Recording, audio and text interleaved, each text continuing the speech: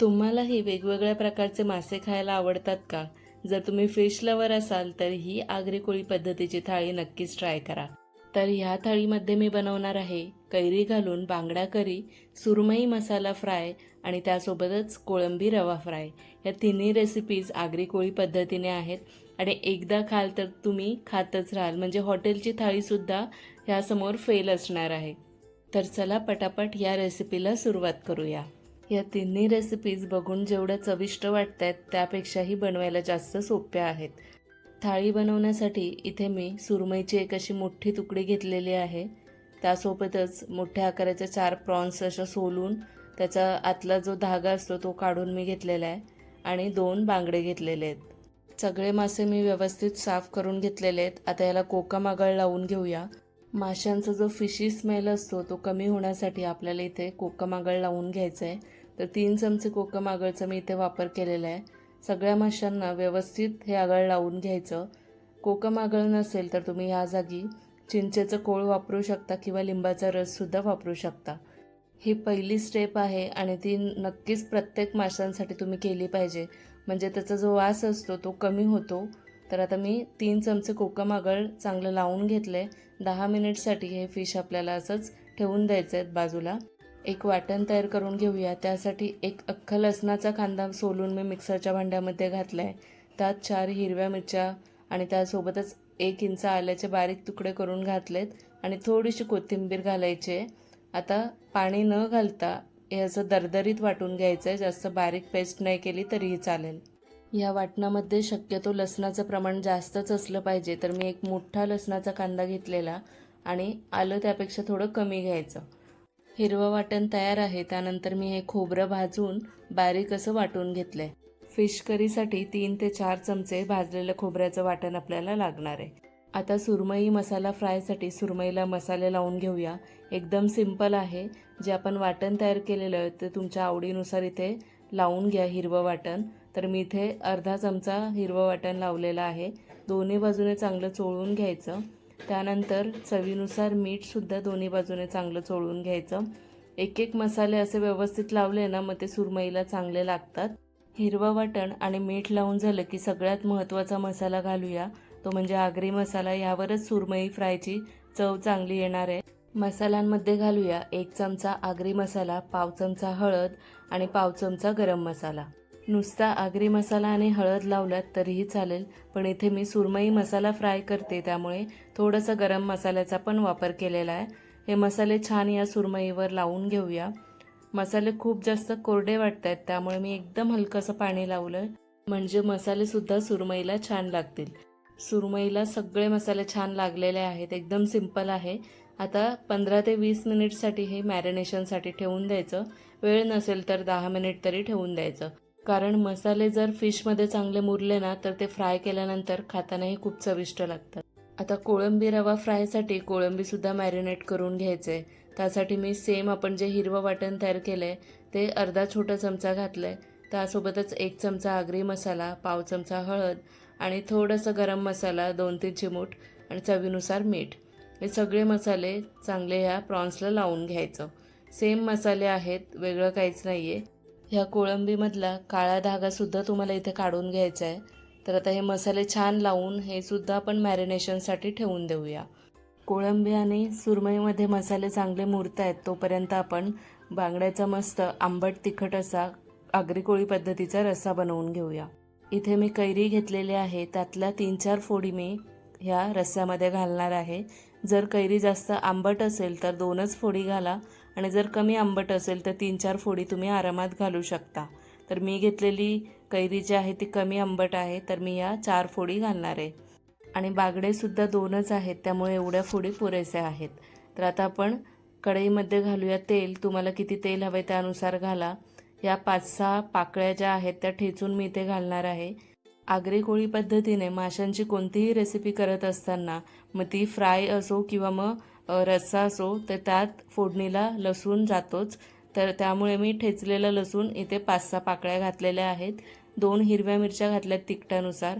त्या हलक्या फ्राय करून घ्यायच्या आणि त्यानंतर एक छोटासा टोमॅटो आणि त्यावर थोडंसं चवीनुसार मीठ घातलं आहे, म्हणजे टोमॅटो पटकन मऊ होईल. आपण रस्स्यामध्ये कैरी घालणार आहोत, त्यामुळे इथे तुम्ही टोमॅटो स्किप करू शकता. पण कैरी जास्त आंबट नाही आहे, त्यामुळे मी इथे टोमॅटोसुद्धा घातलेला आहे. टोमॅटो चांगलं शिजलेलं आहे. त्यानंतर मी जे आपण हिरवं वाटण केलेलं त्यातला 1 चमचा हिरवं वाटण यात घातलं आहे. ते सुद्धा बारीक गॅसवरच हलकं परतून घेऊया. त्याचा कच्चेपणा कमी झाला की मग त्यात घालूया 1 चमचा आगरी मसाला पावडर, 1 मोठा चमचा घातलेला आहे. त्यासोबतच पाव चमचा हळद पावडर. आता हे हलके मिक्स करून घ्यायचे आणि आता आपण लगेच घालूयात खोबऱ्याचं वाटण. हे खोबरं मी तव्यावर चांगलं भाजून घेतलं आहे आणि मग ते बारीक वाटून घेतलं आहे. तर 3 चमचे घालणार आहे. तुम्हाला किती रस्सा हवा आहे, किती घट्ट पातळ हवे त्यानुसार हे खोबऱ्याचं जे वाटण आहे ते यात घाला. मी 3 चमचे घातले आणि थोडंसं परतून घेतलं. हे मसाले जळू नये त्यासाठी थोडंसं पाणी घातलं आहे. आता या मसाल्याला छान तेल सुटेपर्यंत हे असंच बारीक गॅसवर परतून घ्यायचं आहे, कारण कोणत्याही रस्स्याची चव मसाल्यावर सुद्धा असते. मसाला जर कच्चा राहिला तर मग त्या रस्स्याला चव लागत नाही. तर मी मसाला मस्त तेल सुटेपर्यंत परतून घेतला. त्यानंतर तुम्हाला किती आता ग्रेव्ही हवी आहे त्यानुसार यात पाणी घालायचं आहे. जेवढा तुम्हाला रस्सा हवा आहे त्याच्या डबलच पाणी घाला, कारण हे आटून अजून अर्ध होणार. तर आता या कैरीच्या फोडीसुद्धा यात घालून घेऊया आणि याला उकळी येऊन देऊया. आता अर्धवट झाकण देऊन हा रस्सा चांगला उकळवून घ्यायचा आहे बारीक गॅसवर, म्हणजे या रस्स्याची चव अजून वाढते आणि अजून चविष्ट ही करी तयार होईल. तर नेहमी झाकण देताना अर्धवटच झाकण द्यायचं, नाहीतर सगळे मसाले झाकणाला लागतात आणि मग या रश्श्याची चवसुद्धा उतरून जाईल. 4 ते 5 मिनिटसाठी बारीक गॅसवर मी हा रस्सा उकळवून अर्ध करून घेतलं. त्यानंतर आता आपल्याला घालायचे आहेत हे बांगड्याचे तुकडे. कोणतेही मासे बनवताना ते सुरुवातीला घातल्याच असे मिक्स करून घ्यायचे. नंतर सारखा हात लावायचा नाही, नाहीतर ते तुटू शकतात. तर आता मी इथे चवीनुसार मीठसुद्धा घालते, जेवढं गरज आहे तेवढी. तर आता एका बाजूने मी असं अर्धवट झाकण देऊन 4 मिनिटसाठी हे मासे शिजवून घेणार आहे. 4 मिनिट झाल्यानंतर पुन्हा झाकण काढायचं आणि हे मासे दुसऱ्या बाजूने हलक्या हाताने पलटून घ्यायचे आणि पुन्हा अर्धवट झाकण देऊन दुसऱ्या बाजूने सुद्धा 4 मिनिटसाठी शिजवून घ्यायचे. म्हणजे मासे तुटतसुद्धा नाही. जास्त वेळ शिजले की ते तुटतात. पण अशा पद्धतीने तुम्ही वेळेनुसार शिजवले, जसं 4-4 मिनिट एका बाजूने, 4 मिनिट दुसऱ्या बाजूने, तर हे मासे जराही तुटणार नाहीत, व्यवस्थित राहतील. आणि दुसरी गोष्ट, ते शिजल्यानंतर सारखे त्यांना हलवायचं नाही, नाहीतर मग ते तुटू शकतात. मस्त हा आपला आगरी कोळी पद्धतीने कैरी घालून बांगड्याचा रस्सा तयार आहे. आता शेवटला वरून कोथिंबीर घालायची आणि तुम्ही पाहू शकता तरी किती छान आलेली आणि मस्त घट्टसर हा रस्सा तयार झाला आहे. आता आपल्याला सुरमई मसाला फ्राय करायचा आहे आणि त्यासोबतच कोळंबी रवा फ्राय. कोळंबी रवा फ्रायसाठी मी इथे रवा घेतलेला आहे. तर 3-4 चमचे रवा घ्यायचे. मी 4 चमचे रवा घेतला आहे. त्यासोबतच मस्त प्रॉन्स कुरकुरीत होण्यासाठी मी इथे 1 चमचा तांदळाचं पीठ घेतलं आहे आणि थोडंसं रव्यापुरतं चवीनुसार मीठ, पाव चमचाभर लाल मसाला पावडर म्हणजे आगरी मसाला पावडर, 2 चिमूट हळद आणि 2 चिमूट गरम मसाला. हे सगळे मसाले रव्यामध्ये मिक्स करून घ्यायचे. तुमच्याकडे बारीक रवा असेल तर तो घ्या. माझ्याकडे बारीक नव्हता म्हणून मी जाड रवा घेतला आहे. कोणताही घेऊ शकता. आता कोळंबीला रव्याची चांगली कोटिंग करून घ्यायची.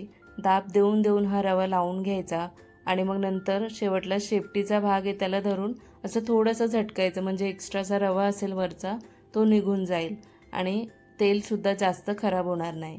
तर सगळ्या कोळंबीला मी अशाच पद्धतीने रवा लावून घेते. ही कोळंबी फ्राय केल्यानंतर खूपच जास्त क्रिस्पी तयार होते आणि खूप जास्त चविष्ट लागते. तर आता हे सगळ्या कोळंबीला मी रवा लावून घेतला आहे. आता सगळ्यात अगोदर आपण इथे सुरमई मसाला फ्राय करून घेऊया. कोणतेही मासे फ्राय करताना सगळ्यात अगोदर तवा कडकडीत गरम करून घ्यायचं आणि त्यानंतरच तेल घालून ते तेल गरम करून घ्यायचं, म्हणजे कोणतेही मासे तव्याला चिकटून राहत नाहीत. तवा चांगला गरम झाल्यानंतर 4-5 चमचे तेल घालून तेही गरम केलं आणि त्यानंतर काही ठेचलेल्या लसणाच्या पाकळ्या घालून त्या हलक्या सोनेरी झाल्यानंतर त्या बाजूला करून घेतल्या आणि मग काही कढीपत्ता घालून तेही फ्राय करून तेही बाजूला करून घेतलं आणि त्यानंतर मग ह्यात सोडायची सुरमईची ही मॅरिनेट केलेली तुकडी. असं केल्यामुळे काय होतं, तेलामध्ये कढीपत्ता आणि लसणाचा छान फ्लेवर उतरतो आणि ही सुरमई फ्राय मग अजूनच जास्त चविष्ट होते. सुरमईची तुकडी तेलात सोडल्यानंतर ती साधारण 5 ते 6 मिनिट मंद आचेवर चांगली फ्राय होऊ द्यायची. सारखी पलटायची नाही आणि 6 मिनिट नंतर मी इथे पलटून घेतलेली आहे. तुम्ही पाहू शकता जराही ती तव्याला चिकटलेली नाही आहे. आणि मसालासुद्धा जो बाजूला दिसतोय ना तो सुद्धा सुरमईच्या वरून असं लावून घ्यायचं, म्हणजे तो मसालासुद्धा करपत नाही. छान ही 10 मिनिटसाठी मी मंद आचेवर दोन्ही बाजूने फ्राय करून घेतली. म्हणजे काय होतं, मसालासुद्धा व्यवस्थित राहतो, याच्यावर निघत नाही. तवासुद्धा छान गरम करून घ्यायचं.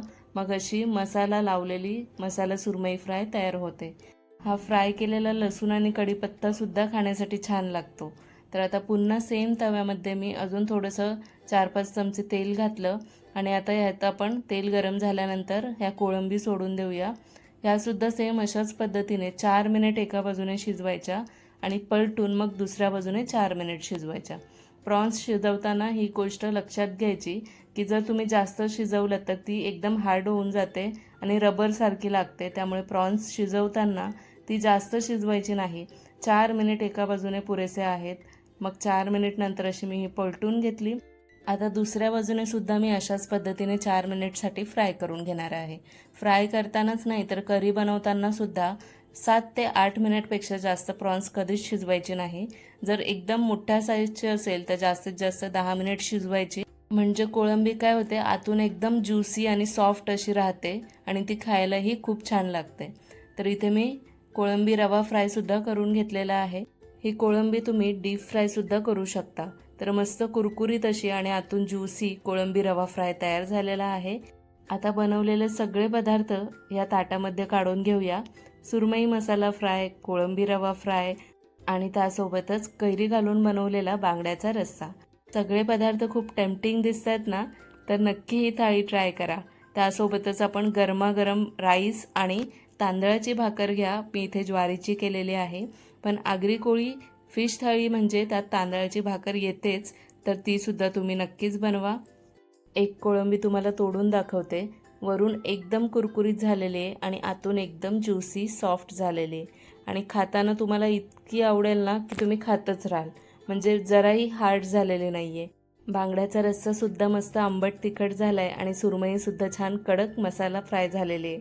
तर आगरी कोळी पद्धतीने ही माशांची थाळी तुम्हाला कशी वाटली नक्की कॉमेंट करून सांगा आणि घरी बनवासुद्धा. भेटूया पुढच्या व्हिडिओमध्ये.